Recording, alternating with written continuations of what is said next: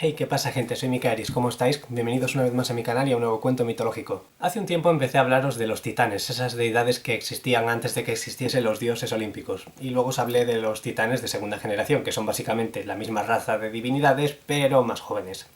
Y por último os estuve hablando de esos dioses que no son olímpicos técnicamente, pero tampoco son titanes. Y en medio de toda esa marea de divinidades está una única deidad, la única titánide de tercera generación y una de mis diosas favoritas. Hoy vengo a hablaros de Hécate, la diosa de la magia, la brujería, las plantas venenosas, las encrucijadas y otros espacios liminales, los fantasmas, la luna nueva, lo salvaje, la protección de las mujeres y los niños y el éxito en combates y otras empresas. Y sí, tiene bastantes atribuciones. De hecho, es curioso que en Roma, donde la llamaban Trivia, la redujesen a poco más que una diosa infernal de las encrucijadas y casi siempre un aspecto de Diana. O sea que los griegos la trataron mejor. Vale, empecemos hablando de su nombre. No se sabe muy bien de dónde salió, hay quien cree que es un término extranjero y otros que era un epíteto de Apolo, pero en cualquier caso las dos traducciones más populares de su nombre son aquella que hace su voluntad o aquella que actúa desde lejos. Ambas molan bastante, en verdad. Luego hay quien cree que su nombre podría venir de los nombres de dos deidades egipcias, Heket, una diosa rana de la fertilidad, y Heka, la representación divina de la magia y la fuerza vital. Y si bien es una teoría interesante, y la verdad es que sí, es bastante interesante, no creo que sea tan obvio, porque aunque suena muy parecido, Heket, Hécate o Heka, Hécate, pues en verdad no es seguro. Los egiptólogos que imaginan cómo podría ser este idioma en su origen solo pueden teorizar sobre cómo se pronunciarían las palabras. Así que igual una palabra como Heka, en realidad un egipcio lo pronunciaría como Hiki o Huki, y no tiene nada que ver con Hécate, así que no sé. Reflexiones mías sobre los nombres de estas deidades. Vale, hablemos ahora de sus orígenes y de dónde salió su culto en primer lugar. Hay quien cree que es una diosa extranjera que vino del este, concretamente de Anatolia, y más específicamente de la región de Caria, donde aparentemente había mucha gente que nombraba a sus hijos en honor a Hécate, como Hecatero o Hecateo. Pero hay otros que opinan que Hécate siempre fue una diosa griega y no lo tienen claro. De hecho, uno de los grandes motivos por los que se duda de si era una diosa griega es porque muchas de sus atribuciones en realidad ya están cubiertas por otras divinidades más populares. De hecho, Artemisa es una diosa que cubre gran parte de ellas. O sea, es una diosa lunar, una diosa que protege a las mujeres, que protege a los niños, que va de caza, o sea que lo salvaje técnicamente entra dentro de sus atribuciones, o sea que es algo complicado. En cualquier caso, Hesíodo, el autor de la Teogonía, ayudó a encajarla dentro del panteón griego. Y ahora hablamos de sus orígenes mitológicos, o sea, de dónde sale y dónde encaja en ese gran árbol familiar. Y bueno, primero mencionaremos sus orígenes más random y menos conocidos, solo para quitárnoslo de encima. Hay quien cree que podría ser hija de Nyx, la diosa primordial de la noche. Hay quien cree que podría ser el nombre divino de una sacerdotisa de Artemisa llamada Ifigenia, porque sí. O sea, no sé de dónde sacaron eso, pero es uno de sus orígenes. Y luego el que más gracia me hace es que es la hija de Aristeo, un dios de las abejas que nació como mortal. O sea, vale, no sé muy bien qué tienen que ver ambos dioses, pero oye, a alguien se le ocurrió que podría ser buena idea hacerlos padre e hija. Vale, y ahora vamos con sus orígenes más conocidos y más aceptados. A Hécate se la considera una titánide, la única titánide de tercera generación, pero también hay quien la considera una diosa, con todas sus letras. Y esto depende de a qué versión hagas caso.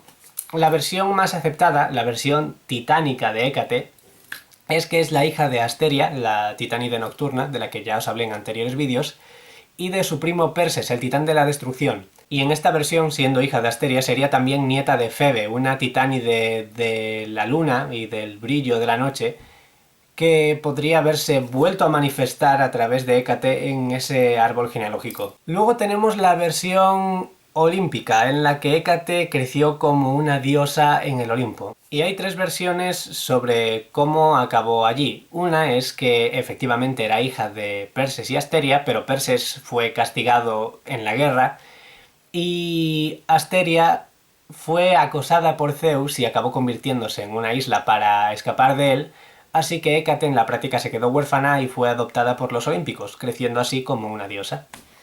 Otra versión la haría hija de Asteria y de Zeus, o sea, aquí Zeus sí que habría tenido éxito teniendo relaciones con Asteria, y luego Asteria se convirtió en una isla y Hécate se quedó al cuidado de la familia de su padre.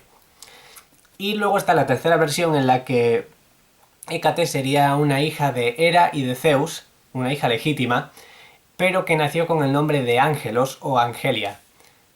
Y bueno, en cualquiera de estas tres versiones, Hécate crece en el Olimpo, pero un día decide ponerse a curiosear en los aposentos de Hera.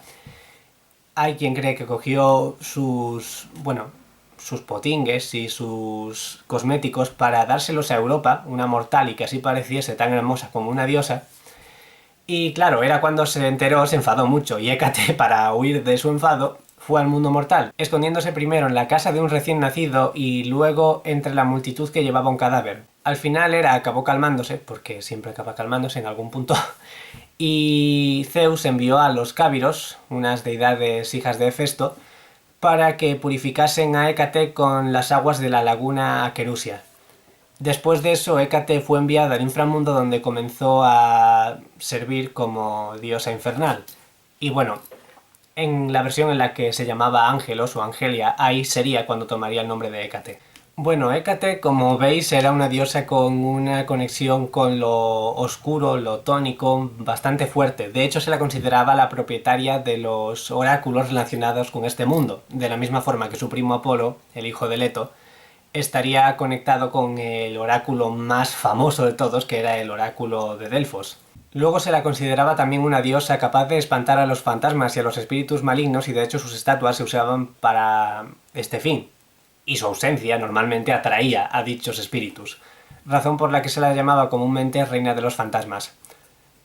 Los perros negros estaban también consagrados a ella y de hecho algunos sacrificios a esta diosa consistían en eso, perros negros. En el arte se la suele representar como una diosa de belleza regia con una corona o bien de flores o bien de púas, y muchas veces se la representa con tres cabezas o con tres caras para representar o bien las distintas opciones que tienes en una encrucijada, porque claro, como tiene forma de cruz, pues llegas por este camino y tienes tres opciones sobre por dónde ir, y también por sus tres aspectos como mujer, la niña, la adulta y la anciana. Luego en otras versiones en las que la conectaban un poco más con Egipto, la representaban con tres cabezas de animal y le ponían una de serpiente, otra de caballo y otra de perro, cosa que también mola bastante. Se la consideraba una diosa virgen, es decir, una diosa soltera, y de hecho es algo que comparte con diosas como Ilitia o Artemisa, con las que comparte atribuciones, sobre todo en el cuidado de niños y mujeres. Sin embargo, tenía la capacidad de ser madre por sí misma si quería, es decir, podía tener hijos por partenogénesis. Además, como en su triple aspecto representa a la Virgen, a la Madre y a la anciana sabia, pues en cierto sentido también representaba a las mujeres que sí podían tener hijos. Y de hecho algunos textos hacen de Hermes o bien su marido o pareja, y dicen que con ella tuvo tres hijas. Y aunque no las nombra, hay una hija de Hermes llamada Angelia, a la que se considera una especie de diosa mensajera que lleva proclamas y distintos mensajes importantes, que bien podría ser la hija de Hécate. O sea, realmente su nombre, Angelia, es una reaparición del nombre de Ángelos, que es uno de los nombres de Hécate, así que por poder podría ser hija suya en alguna versión de su mito. También se le atribuye la maternidad de Circe y Escila, una bruja y una ninfa que se convirtió en monstruo, respectivamente, pero esto posiblemente se deba a que Hécate tiene muchos epítetos y nombres, y dos de ellos son Perseis o Perseia y Crataeis. Y posiblemente esto hizo que se la confundiese con las madres de estas dos mujeres, que son Perseis, y Ceto, una diosa marina cuyo sobrenombre también es Crataeis. Luego, por último, decir que sí se encargó de crear una criatura demoníaca llamada Empusa, una especie de demonio que te chupaba la sangre y la energía, y que se la representa como una especie de mujer con el pelo en llamas, una pierna de burro y otra de metal, sí, bastante confuso, y que tenía habilidades mágicas para cambiar de forma y poder aparecerse a los hombres en la forma más deseable.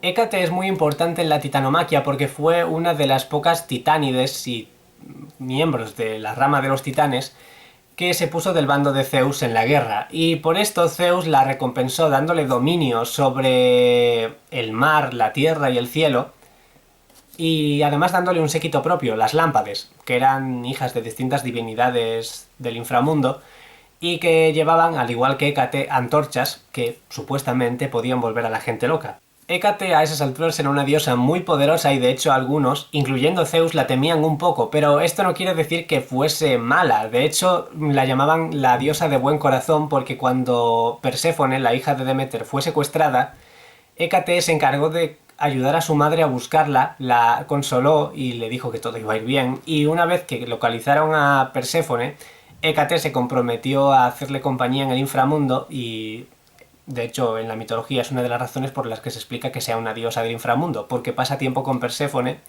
como favor a Deméter. Es gracioso también porque esa buena relación que tiene con ambas a veces pienso que puede ser la razón por la que en ocasiones la confundiesen con Perséfone.